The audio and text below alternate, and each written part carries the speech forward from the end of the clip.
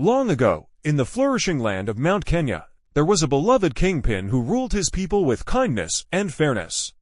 The people of the land lived in peace, and the rivers flowed with clear water, feeding the rich soil that grew their crops. However, in the shadows, there was a man named Mwangi, who harbored a deep desire to take the throne for himself.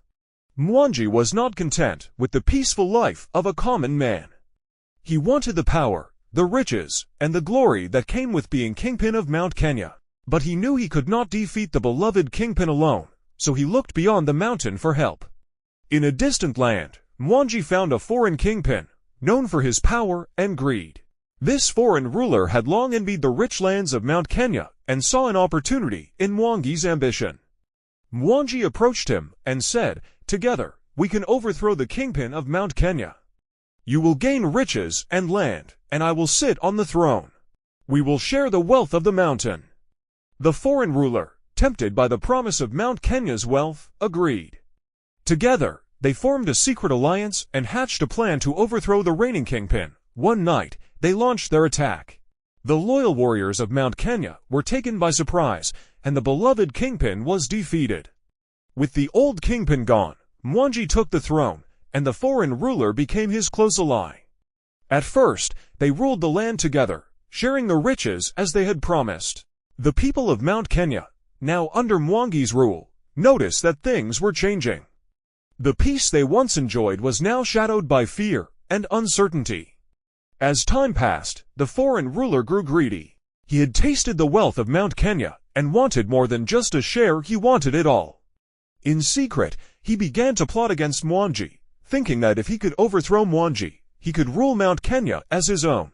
The foreign ruler whispered lies into the ears of Mwangi's advisors, sowing seeds of doubt. He spread rumors that Mwangi was growing weak, that he could no longer protect the land.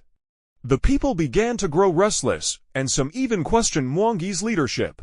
Unaware of the foreign ruler's schemes, Mwangi trusted him as a friend and ally. But one day, the foreign ruler made his move. He gathered his soldiers and planned an attack to seize Mt.Kenya for himself.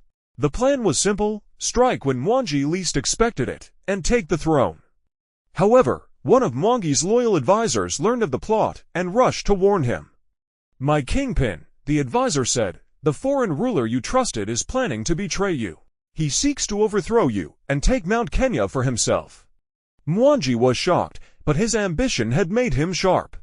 He quickly called his warriors and prepared for the coming battle. When the foreign ruler and his army arrived at the gates of the palace, they found Mwangi's forces ready. The battle was fierce, but Mwangi's warriors fought bravely to protect their homeland. Ultimately, the foreign ruler was defeated and driven out of Mt.Kenya. Mwangi stood victorious, but the victory was bittersweet. He realized that his greed had led him down a dangerous path, and he had almost lost the kingdom he had fought so hard to gain. From that day forward, Mwangi ruled Mt.Kenya with more wisdom. He had learned that true power does not come from betrayal and alliances with greedy rulers, but from the loyalty of the people and the strength of the land itself. The people of Mt.Kenya slowly began to trust him again, though they would always remember the dark time when their beloved Kingpin had been overthrown.